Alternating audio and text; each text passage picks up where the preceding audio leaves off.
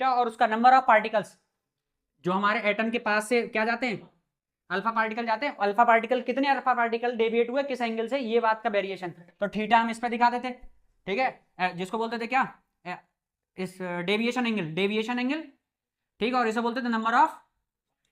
Of particles, कितने deviate होंगे इसका ग्राफ इस तरह से होता था, मतलब नंबर ऑफ एटम्स कम होते जाएंगे, नंबर ऑफ अल्फा पार्टिकल्स कम होते जाएंगे, एंगल बढ़ता जाएगा, मतलब ज्यादा एंगल के साथ डेविएट होने वाले कम पार्टिकल्स होते चले जाएंगे, ठीक है। फिर दूसरा हमने जो फार्मूला पढ़ा वो क्या पढ़ा, क्लोजेस्ट अप्रोच का, यहीं से फिर आगे क्या पढ़ते हैं, क्लोजेस्ट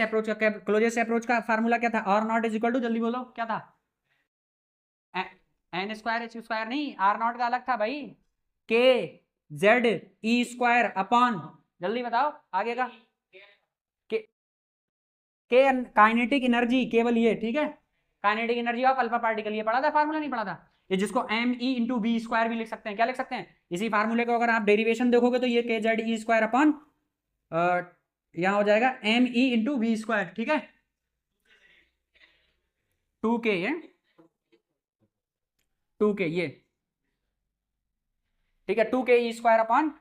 जेड स्क्वायर, ये है फार्मूला। फिर हम क्या करेंगे इसके बाद, फिर हमारा शायद बी एन का फार्मूला है, तो बी एन का फार्मूला जो हमने निकाला था किसके थ्रू, जो हमने निकाला था पोटेंशियल एनर्जी को इक्वल करा के, किसके, वो एल एम बी आर, ये वाला formula, L M B R, ये इससे जो निकाला था, यहां से क्या निकाला था, और एन एच अपॉन 2 पाई, यहां से जो बी एन निकाला था वो कितना था, B is equal to N H upon 2 pi M R, R क्या है, वही एन एच सेल में, एन एच सेल की रेडियस, ये वाला फार्मूला, तो ये बी एन हो गया, ठीक है। फिर हमने जो फार्मूला पढ़ा था किसका पढ़ा था, रेडियस का, रेडियस ऑफ द सेल, ठीक है, N H cell, radius of the N H cell का formula N square H square और अपॉन 4 पाई स्क्वायर के M E Z E, M E क्या है, मास ऑफ इलेक्ट्रॉन, ठीक है। इसी फार्मूले को जब किसके लिए मॉडिफाई करते हैं, हाइड्रोजन एटम के लिए, तो हाइड्रोजन एटम के लिए ये हो जाता है 0.53 अपॉन जेड एन स्क्वायर, और ये किस में आता है हमारा, एंगस्ट्रॉम में आता है, ये फार्मूला हो गया। फिर इसके बाद और कौन सा फार्मूला, फिर हमने क्या पढ़ा है, एनर्जी का, सीधे हम फिर एनर्जी पे आते हैं, ध्यान करो, काइनेटिक एनर्जी और पोटेंशियल एनर्जी, ठीक है,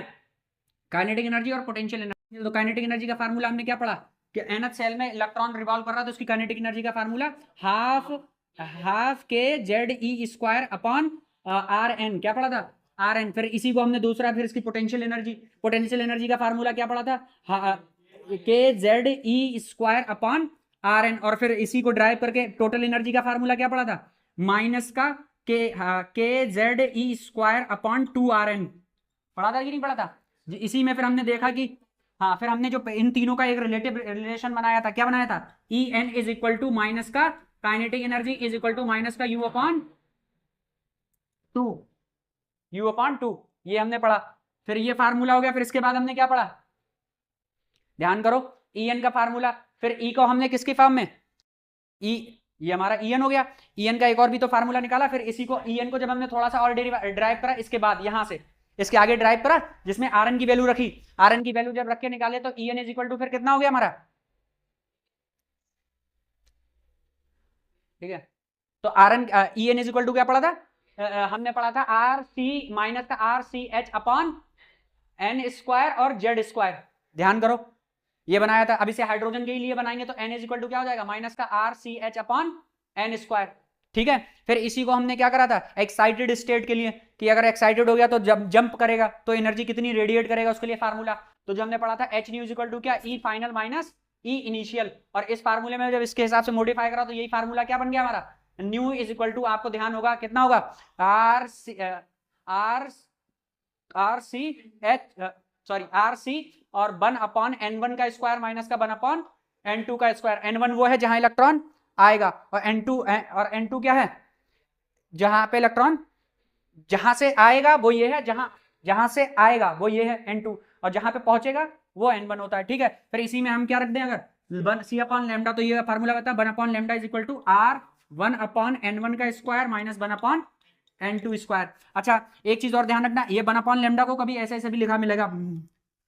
1 अपॉन लेमडा को इसी से ये न्यू और न्यू के ऊपर बार, ये भी 1 अपॉन लेमडा ही होता है, ठीक है। इसको फ्रीक्वेंसी मत समझ लेना, मैंने उस टाइम बताना रह गया, लेकिन आप ध्यान रखना इस चीज को, ठीक है। और ये हमारा हो जाएगा। फिर इसके बाद ही हमारा क्या डिसाइड होता है, जैसे कि ये मैं दोबारा से लिख देता हूँ, 1 अपॉन n1 का स्क्वायर माइनस 1 अपॉन n2 का स्क्वायर, इसके अलावा बताओ कोई फार्मूला रहेगा मेरे ख्याल से इस चैप्टर का,